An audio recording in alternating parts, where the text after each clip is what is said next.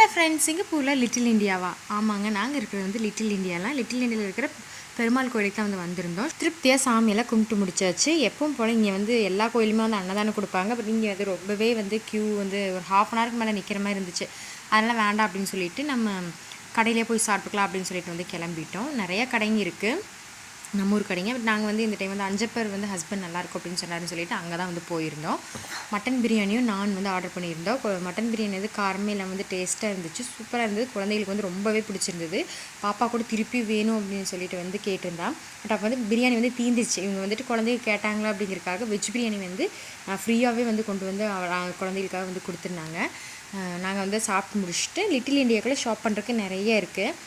But அன்னைக்கு வந்து ரொம்பவே லேட் ஆனதுனால நான் வந்து பார்த்துட்டு அப்படி வந்து கிளம்பியாச்சு. போகிற வழியில் எம்ஆர்டிக்கு முன்னாடி இந்த மாதிரி நிறைய கேம்ஸ் வந்து வச்சுருந்தாங்க. எழில்பூரில் பார்த்தோன்னே வந்து விளையாடுறதுக்கு ஓடியாச்சு. சரின்னு சொல்லிட்டு விளையாடவும் வச்சுட்டு அதுக்கப்புறம் வந்து வீட்டுக்கு போயாச்சு.